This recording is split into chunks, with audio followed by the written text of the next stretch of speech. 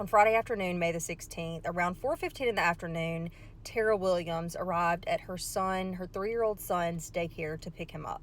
3-year-old Conrad Ashcraft was autistic and he was nonverbal. He attended daycare at Poppy's Playhouse in Park Hills, Missouri.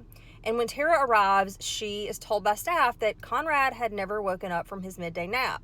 So she goes in search of her son and she finds him face down under a weighted blanket on a nap mat on the floor near the bathroom. And when Tara rolls him over, she discovers that Conrad is deceased. At this point, his body was already stiff.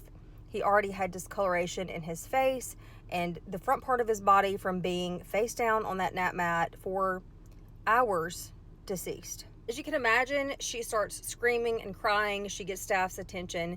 They start screaming and crying. And at one point, one of them tells another staff member to go next door to get the owner. Now, the dark gray building is the building that Conrad was in. The light gray building, I'm told, is the building for school-aged children, and that is where the owner was. Owner of this daycare, her name is Spring Gray, and it's reported that she instructed a staff member to call 911, and then she got an AED device and tried to help revive Conrad. But he was stiff. He already had discoloration. His body was cold.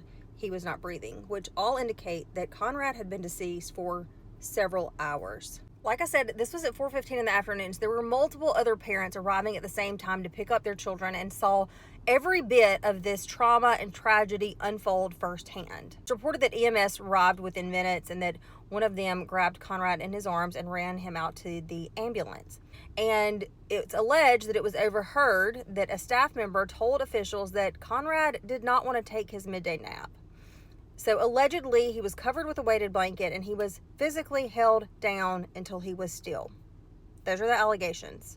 And according to other parents who have children that attend this daycare, this is common practice and that it is usually used by a specific staff member who has not been named. Of course, parents begin talking with their children about the day's events, and many of the children have reported that Conrad was in trouble for not taking his nap and that specific staff member sat on him and used her legs to hold him down.